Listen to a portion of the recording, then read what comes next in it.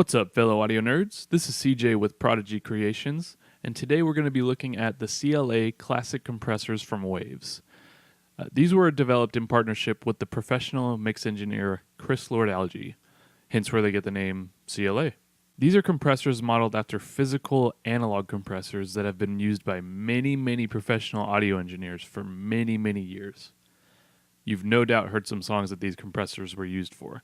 So I've talked about Waves in detail before, so I'm just going to give you a brief overview of them so we can dive straight into the meat and potatoes of this video. And I like me some meat and potatoes, boy. Tell you what. Waves is an audio company that makes incredible affordable plugins that is compatible with any DAW. On top of that, they allow you to demo their plugins for free. Typically lasts around 7 days.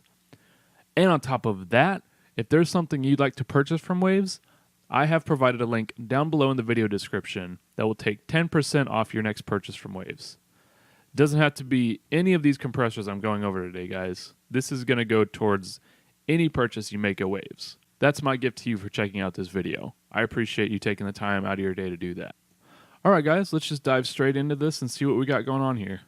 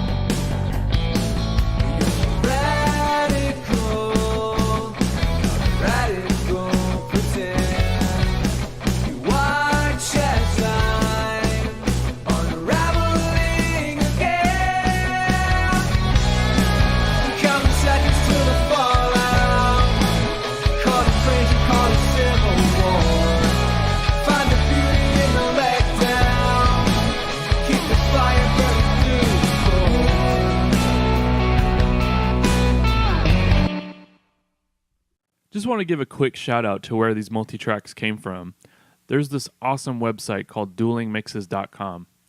Not only do they have a very extensive library of multitrack recordings that you can download and bring into your DAW to mix, but it also comes with 2 seasoned mixing coaches.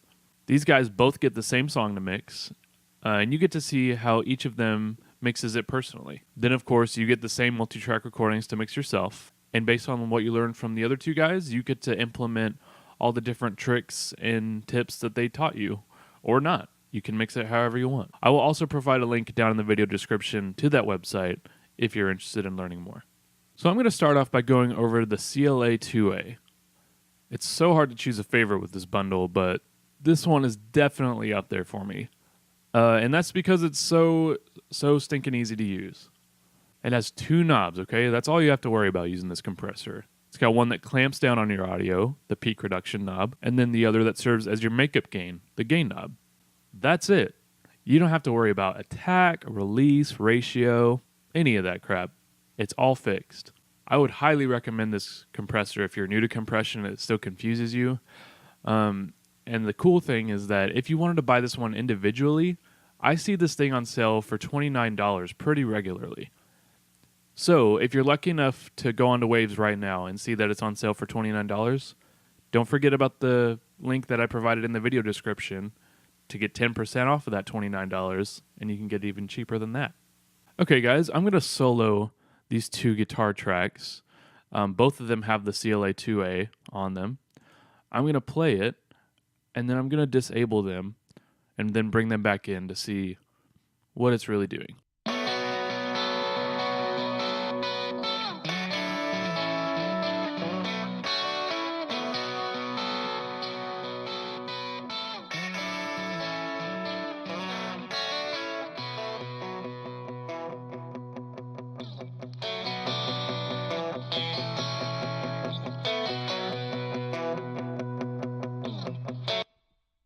So it may be a subtle difference, but it is a difference nonetheless. You can tell there's more presence with both guitars when the compressors are on. And really, that's the key to compression. You don't want to overdo it. Making subtle moves on each track that you apply compression to will end up making a big difference to the mix as a whole. So how would you use this guy? Let me just show you. I'm going to give you a quick demonstration of how I typically use it, and then I'll go over my process. So I'm just going to disable this one and bring in a new one and start over from scratch.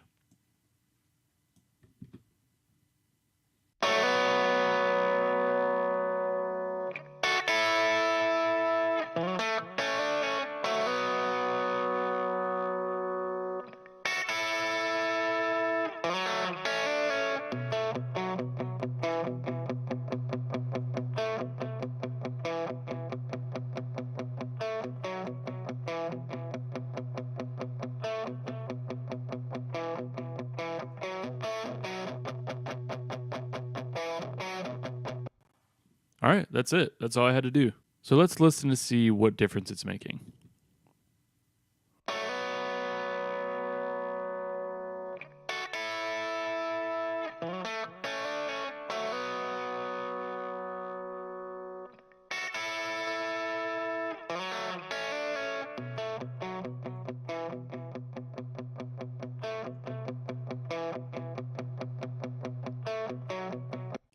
So again, it's subtle, but that's the kind of moves you want to make with each individual track. All right, so how I use this guy is you saw me flipping between these different VU display options. So I started off with GR, meaning gain reduction. So that's what's representing what's actually showing how much compression you're using. And the peak reduction is how you adjust how much compression is happening. So I had it on GR. I was adjusting this knob until it started to go around -5. That's just a personal preference that I have. You can go farther than that or less than that for sure, but I typically stay around the neighborhood of -5 reduction at the highest. And then from there, I switch between the input, so my original signal before this compressor is active. I switch between the input and the output, and I wanted to level match the output to the input. So I just flipped between these two for comparison, and then I adjusted this gain until I saw that the meter was reading roughly the same. And that would be the quote-unquote correct way to use a compressor, is to level match the input and the output together.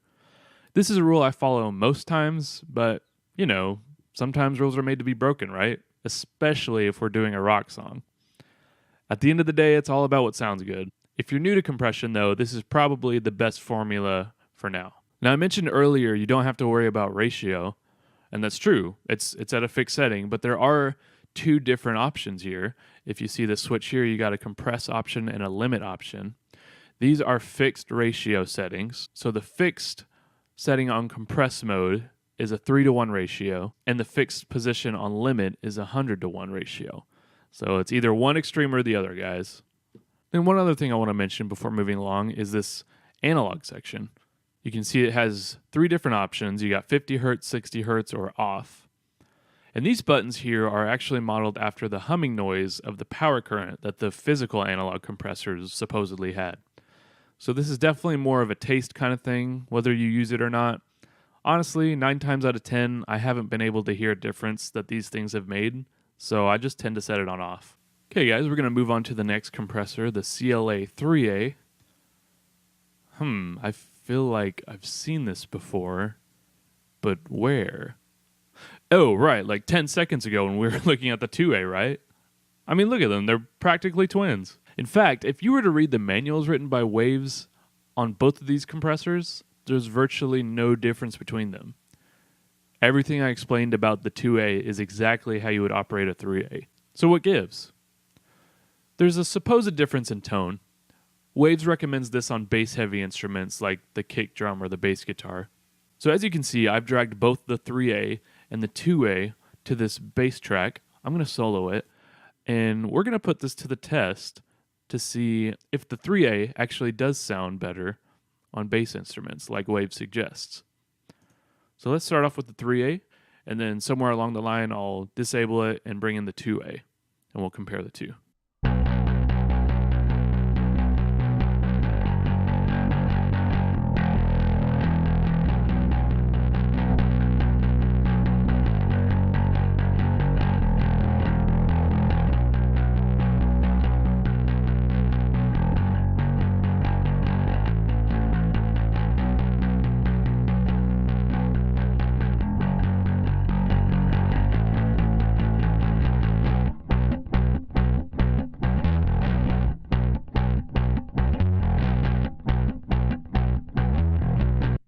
So there you have it, the 3A and the 2A on the same bass line with similar settings. Does the 3A sound better on bass stuff like Wave suggests? Well, that's for you to decide. The important thing to remember, guys, is that there are no rules on what you can and can't use compressors for. You can do whatever you want. It's your mix, so trust your ears. Let me know down in the comments section which one you think sounds better on the bass, the 3A or the 2A. All right, guys, I'm going to move on from that one just because, like I said, the 3A is pretty much the same as the 2A as far as how it operates. So I'm going to move on to the next one, which is the CLA 76. I have this slapped on my vocals channel, and actually I'm not going to solo this one. I'm going to play it in context with the mix. I'm going to play it, turn it on and off, see what it's doing. So let's skip to, let's go to the chorus. Counting seconds to the fallout. Call it crazy, call it simple. Find the beauty in the letdown. Keep the fire burning through the cold. Whoa, such a huge difference, right? This is probably my favorite go-to compressor when I'm looking to add aggression and pump to a mix. It features what Waves likes to call super fast attack times. Okay, I'm not kidding. They literally say this in their manual. So 1 being the slowest and 7 being the fastest. But again, because this compressor has super fast attack times, even at its slowest setting, it is compressing a signal at 1 millisecond. Okay, so before you can even count to 1, before you can even say the word 1, it's already compressing it at its slowest setting. Mind-blowing. And the fastest setting at 7 is less than 50 microseconds. So again, this kind of gives you an idea of what you can do with it.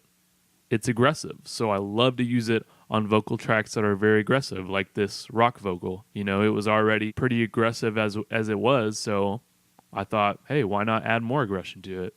This could also be put to good use for rap vocals, for a snare drum, plenty of things. Like I said before, there's no rules to what you can and can't use with these compressors. These are just some things I've discovered I like to use this one with, and you'll do the same thing if you decide to get these. And this one is cool because technically this is 2 compressors in one, right? You have the Bluey, which is what I have it on now, and you have the Blackie. And I remember when I first got this thinking it was just for looks, you know, whatever one you thought looked better, but they actually do produce unique sounds. So let's go to the verse, and I'm going to flip between the Bluey and the Blackie, see what it's doing. Writings on the wall. Wear me down again. Radical pretend. You watch as time unraveling again. Counting seconds to the fallout. Call it crazy, call it civil war. Find the beauty in the letdown. Keep the fire burning through the cold. To my ears, the Bluey is definitely more aggressive. It made the vocals more present than the Blackie, to my ears. So I would say the Blackie is probably your standard 76 compressor, whereas the Bluey is just, I don't know, it's just more aggressive to me. And to me, there's just something special about it. I love the Bluey.